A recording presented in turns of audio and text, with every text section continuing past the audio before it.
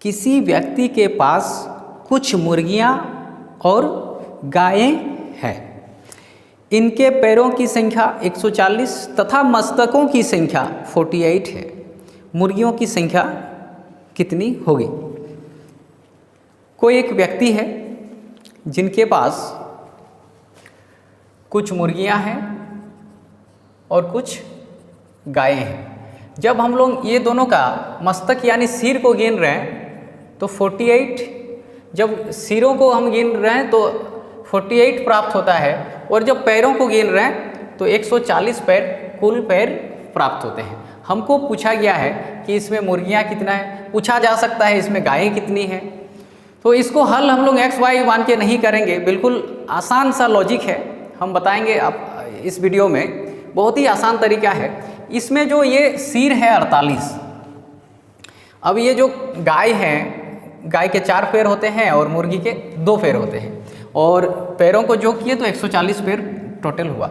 लेकिन इसमें हम लोग ये जानेंगे कि मुर्गी और गाय मिलाकर 48 सिर है, तो ये चाहे मुर्गी हो, इसमें कुछ मुर्गी है कुछ गाय है, और ये कितना कितना है एग्जैक्टली हमको नहीं पता। लेकिन अगर मान लीजिए ये जो 48 जानवर हैं यहाँ पे, पशु पक्षी मिला के, ये गाय और मुर्गी मिला के जो 48 जीव हैं यहाँ पे, ये सभी के पास कम से कम 2 पैर जरूर हैं, कम से कम 2 पैर जरूर हैं। तो ये जो 48 यहाँ पे जीव हैं, इस 48 जीव का हम 2 पैर को बांध दिए, मान के चलिए 2 पैर को हम बांध दिए, तो इस प्रकार हम कितना पैर बांध दिए? 96 पैर हमने बांध दिए।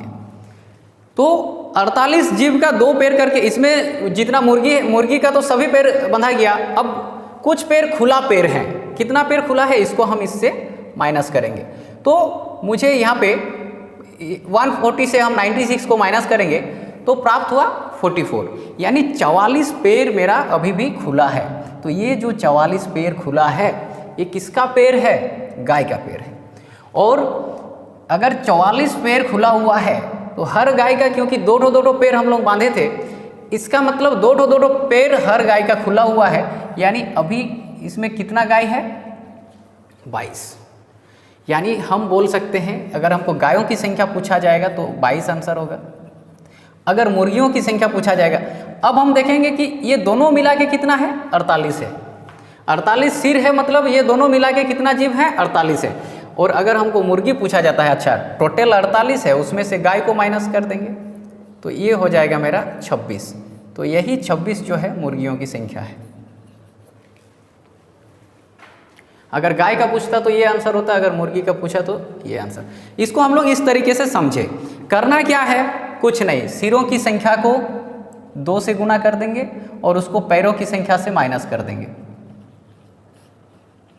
और ये जो पैर निकला, ये 4 पैर वाला जानवर का पैर है, और ये कितना जानवर का है इसको हम 2 से भागा दे देंगे, क्योंकि 2 पैर तो हम पहले ही बांध देते हैं। यानी 4 पैर वाला जानवर कितना है इसमें? 22। अच्छा, टोटल कितना जानवर है? टोटल है 48। तो अभी कितना बचा? इसको हम इससे माइनस करेंगे 26, तो 2 पैर वाला हो जाएगा 26 और 4 पैर वाला। दूसरा क्वेश्चन है, 3 क्रमिक पूर्णांक संख्याओं का कुल योग 1350 है, तो सबसे छोटी तथा सबसे बड़ी संख्या का योग कितना होगा? यहाँ पे क्रमिक संख्या का मतलब होता है 1 2 3, 101, 102, 103, ये है क्रमिक संख्या यानी क्रमागत संख्या। तो 3 क्रमागत संख्या है जिसका योग दिया हुआ है 1350। देखिए ये सब क्वेश्चन बहुत आसान है, लेकिन ये जो इस तरीके का जितना क्वेश्चन रहेगा, ये सबको आपको अधिक से अधिक 3 4 5 सेकंड में हल करना है, ताकि इस आसान सवालों में से समय बचा के कठिन सवालों में उस समय को लगाया जा सके। तो हम देखें 3 संख्या है और क्रमिक संख्या है, इसका योग कितना है? 1350। अच्छा, ये 3 संख्या का योग अगर 1350 है तो एक संख्या का मान कितना निकलेगा? इसको हम भागा देंगे, कितना आया? 450। अच्छा, ये जो 450 आया ये औसत होता है, औसत होता है ये तीनों संख्याओं का। कैसे, इस चीज़ को हम लोग समझते हैं। छोटा सा एग्जाम्पल लें, चलिए हम 3 क्रमागत संख्या लिए 1 2 3, और ये सभी को अगर हम जोग करेंगे तो मान कितना आएगा 6। अब ये 3 संख्या है क्योंकि, तो 3 से भगा देंगे, औसत कितना निकला 2। ये 2 कहाँ पे है? मिडिल में है। तो जब क्रमागत संख्या का बात होता है या कोई भी जब समांतर श्रेणी में रहता है, सीरीज में रहता है, जिसके बीच का कॉमन डिफरेंस आपका समान हो, जैसे मान लीजिए 3, 6, 9, अब इसका औसत कितना निकलेगा? 6 निकलेगा। मतलब ये तीनों को जोग करके 3 से भगा देंगे तो 6 निकलेगा। इस प्रकार हम इसमें बोल सकते हैं कि ये मिडिल वाला संख्या कितना है? 450 है। अब ये मिडिल वाला संख्या अगर 450 होगा तो छोटी संख्या कितना होगा? 449। और बड़ी संख्या कितना होगा? 451। 449, 50, 51, और ये दोनों का योग कितना होगा? 900। छोटी संख्या और बड़ी संख्या का योग पूछा है, जिसका आंसर होगा 900। बहुत ही आसान सवाल था। चलिए एक और क्वेश्चन हम लोग बनाएंगे। 3 संख्याओं में पहली संख्या दूसरी संख्या की दुगुनी तथा तीसरी संख्या की तिगुनी है।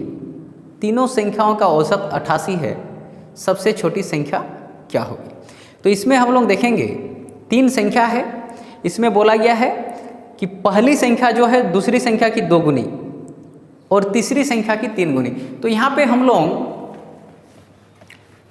लोग 3 संख्या इस प्रकार मान लेंगे। पहली संख्या होगी ये दूसरी संख्या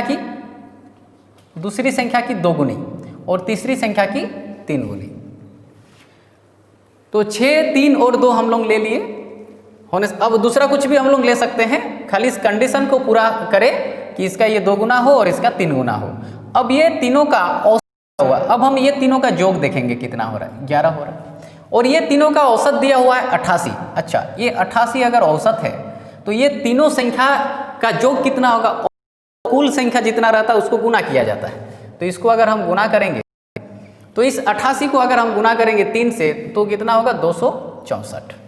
अच्छा, ये 264 मतलब जब हम इसका ये 6, 3 इस रेशियो में 3 संख्या है, हम पहला संख्या 6 है, दूसरा संख्या 3 है और तीसरा संख्या 2 है।